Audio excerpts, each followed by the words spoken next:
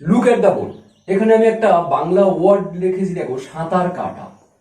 সাঁতার কাটার ইংরেজি কি? আমরা সকলেই জানি SWIM, সুইম। তোমরা কিন্তু এই সাঁতার, সুইম আর কাটা এর আলাদা করে ইংরেজি হয় না। সাঁতার কাটা এটার ইংরেজি হলো সুইম, এটা আমরা প্রত্যেকেই কম বেশি জানি। এবারে যদি আমি এই সাঁতার কাটাটাকে ইনফিনিটিভ অ্যাড করি, দেখো সাঁতার কাটতে, কাটতে আমি কি অ্যাড করলাম? তয়েকারে তে। আমরা সকলেই জানি তে মানেই TO2। তাহলে সাঁতার কাটতে এর ইংরেজিটা কি? To swim. আমি কি ধরনের টপিক এক্সপ্লেন করতে যাচ্ছি অবশ্যই তোমরা ধৈর্য ধরে প্রথম থেকে দেখো, বুঝতে পারবে। তাহলে সাঁতার কাটতে এই তের জন্য আমরা ইনফিনিটিভ টু ইউজ করলাম। ওকে, এবারে আমরা দেখো, আমি সাপোজ বললাম লেখা, সেম ভাবেই আমি লিখছি লেখা। লেখার ইংরেজি কি? WRIT, right. এবারে আমি সাপোজ এটার TO2 অ্যাড করতে চাই, তাহলে আমরা লেখার ইংরেজিটা কি বলবো? লিখতে। কি বলবো? লিখতে। আমরা তয়েকারে তে এইটা অ্যাড করার জন্য আমরা যদি বলি লেখতে, বাংলাটা আসছে না, সেই জন্য আমরা লেখাকে আমরা তে অ্যাড করতে গেলে লিখতে, বলতে, যেতে। তাহলে আমরা লিখতে আমরা বলবো টু রাইট। আরো একটা সেন্টেন্স দেখো, আরো একটা ওয়ার্ড দেখো, বলি তারপরে আমি তোমাদের দেব। দেখো আমি বললাম স্বপ্ন দেখা। স্বপ্ন দেখার ইংরেজি কি? DREAM। অনেকে আছে স্বপ্ন আবার দেখা, দেখা সি, স্বপ্ন ড্রিম। না, স্বপ্ন দেখা, এই স্বপ্ন দেখার ইংরেজি হলো ড্রিম। ওকে, এবারে আমি এটাকে টু অ্যাড করতে গেলে বাংলাটা হয়ে যাবে স্বপ্ন দেখতে।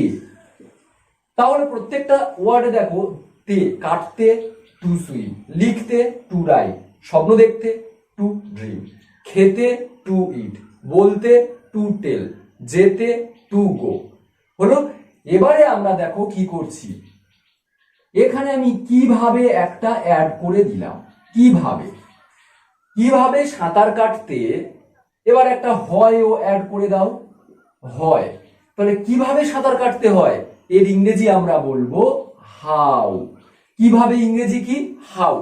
হাউ টু সুইম, কিভাবে সাঁতার কাটতে হয়। এখানে আমি বললাম হাউ টু রাইট, কিভাবে অ্যাড করে দাও, কিভাবে লিখতে হয় এর ইংরেজি হলো হাউ টু রাইট। কিভাবে স্বপ্ন দেখতে হয়, সেম ভাবে তোমরা খাতা পেন নিয়ে বসো, যারা বাড়িতে রয়েছো আর যারা বাইরে রয়েছো অবশ্যই বুঝতে পারবে। অ্যাটেন্টিভলি দেখো কিভাবে স্বপ্ন দেখতে হয়, আমরা বলবো হাউ টু ড্রিম। তাহলে কিভাবে খেতে হয়, হাউ টু ইট। কিভাবে যেতে হয়, হাউ টু গো। কিভাবে বলতে হয়, হাউ টু টেল। ওকে, তাহলে আমরা এই পর্যন্ত দেখলাম। এবারে আমি সাপোজ এখানে অ্যাড করলাম আমি জানি। আমি জানি, এই সেন্টেন্সের সাথে আমি একটা সেন্টেন্স অ্যাড করে দিলাম, আমি জানি। আমরা এবারে কি ধরনের বাংলা বলি দেখো, আমি জানি কিভাবে সাঁতার কাটতে হয়, বাংলা বলি তো। তাহলে আমি কোন টপিকটা এক্সপ্লেন করতে এসেছি অবশ্যই এবার বুঝতে পারছো। আমরা বলি তো কিভাবে স্বপ্ন দেখতে হয়, আমি জানি। আমি জানি কিভাবে স্বপ্ন দেখতে হয়, আমি জানি না কিভাবে লিখতে হয়। সে জানে কিভাবে বলতে হয়, তুমি জানো কিভাবে আঁকতে হয়।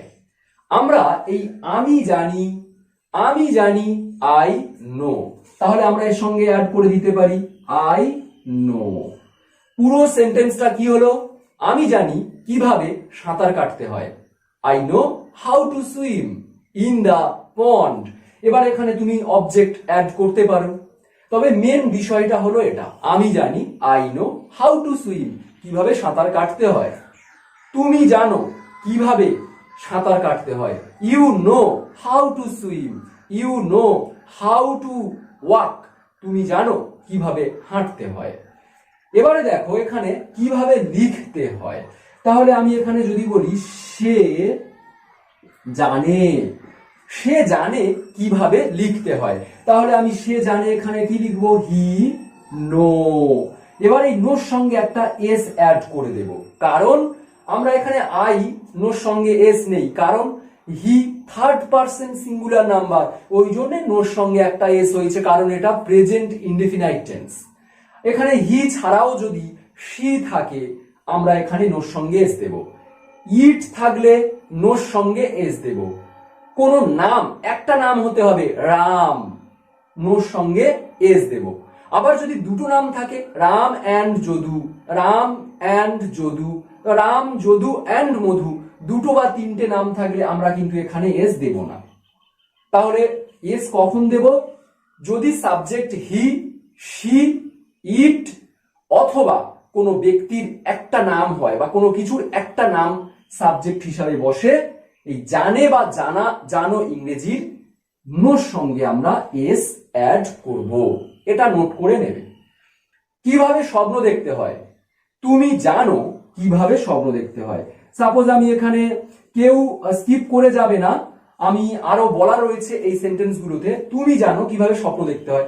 তাহলে আমরা লিখতেই পারি, you know how to swim, you know how to dream, কিভাবে স্বপ্ন দেখতে হয় তুমি জানো।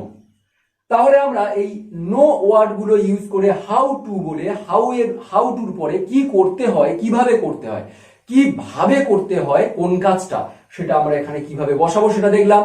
এবারে দেখো, আমি সাপোজ বললাম আমি জানি না, আমি জানি না কিভাবে সাঁতার কাটতে হয়, আমি জানি না, তখন আমরা কিন্তু এখানে বলবো I do not no, I do not no, আমি জানি না, আই ডু নট নো। এই ডু নটটাকে সংক্ষেপে তুমি DON' ডোন্ট বলতে পারো। ওকে, সে জানে না কিভাবে লিখতে হয়, সে জানে না কিভাবে লিখতে হয়। তাহলে আমরা এখানে হি কি দেব, হি, এখানে নোর সঙ্গে এসটা কিন্তু তখন আর রাখবো না, আমরা এখানে ডুর সঙ্গে এসটা দেব, ডাজ নট, ডাজ DOES তার সঙ্গে not, he does not know, সে জানে না। তারপর আমরা বলতে পারি যে Ram does not know, Ram জানে না। Ram and Jadu do not know, Ram আর যদু দুজনের নাম বলছি, তখন ডাজ হবে না, তখন হবে ডু। আমরা কেন বলছি এখানে, আগেই বলেছি হি, শি, ইট, আর কোনো ব্যক্তি বা কোনো কিছুর একটা নাম যদি প্রথমে সাবজেক্ট হয়, আর আমরা যদি লিখতে চাই ডু নট বা ডাজ নট, আমরা কিন্তু ডাজ নটটা লিখবো। আর ডাজ নট সংক্ষেপে আমরা এইটা বলবো, ডাজেন্ট, ডাজ দিয়ে N''T, ডাজেন্ট। তুমি জানো না, তাহলে এখানে ইউ আছে, আমরা কিন্তু ডাজ নট নয়, আমরা দেব ডু নট, অর্থাৎ don't. You don't know how to dream, কিভাবে সাঁতার কাটতে, sorry, you don't know how to dream, কিভাবে স্বপ্ন দেখতে হয় তুমি জানো না। তাহলে আমি জানি, আই নো, আমি জানি না, আই ডু নট নো বা ডোন্ট নো।